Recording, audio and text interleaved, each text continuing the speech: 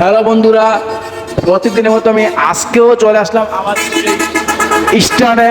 দেখতে পাচ্ছেন আজকে সংখ্য খুবই কম পরিমাণ মানুষজন দেখা যাচ্ছে, বাড়ি যাচ্ছে খুব কম। এইগুলো কিন্তু খুবই নগণ্য মানুষ যাচ্ছে, এইটা কিন্তু কিছুই না। আমি গত বছর যেই দৃশ্য দেখতে পাইছি, আপনারা মনে করেন ওই পিছনে থেকে শুরু করে এদিক পর্যন্ত গাড়ি ছিল, প্রচুর গাড়ি, আর মানুষ কেবল যাইতো, মানে কি যে বল, মিছিলের মতন মানুষ যেত। এখন আর আগের সেই চিত্র নাই ভাই। দেশের পরিস্থিতি, অর্থনৈতিক অবস্থা দিন দিন এতটাই মন্দা হয়ে গেছে, মানুষ এখন কি এমনও মানুষ আছে বাড়ি যাওয়ার বেতনও পায় নাই, বেতন নাই তাদের, বুঝছেননি? তারপর হচ্ছে মনে করেন বেতন তো পায় নাই অনেকে, আবার যারাও পাইছে যেটাতে বেতন, যেই টাকা লাগে বাড়া লাগতে, এমন মানুষ আছে বাইরে গেলে বাড়াই লাগে 20,000 টাকা।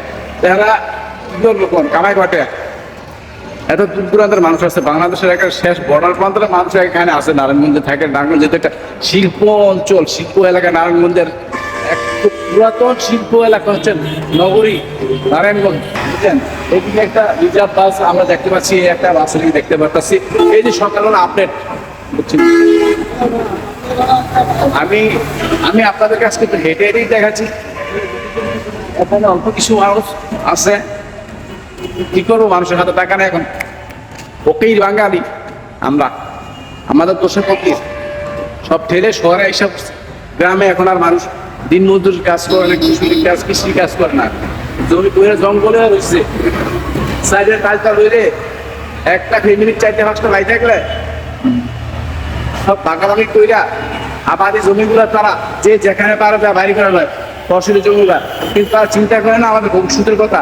আমরা যেগুলো বাড়ি করি তাহলে কি হবে, বাইরে মিলে দিলে থাক না, আরে জঙ্গলাতি করে যে যার মতো চলবো।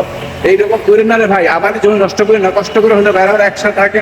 আপনাদের মূল বাড়িতে থাকার চেষ্টা করেন, আবাদি জমি আর নষ্ট করেন না, দেশে কিছু করার চেষ্টা করেন। শহর আইসা এই যে কষ্ট তো, আর এই শহরে এসে মানুষ উন্নতি করতে পারে না, বুঝছেন?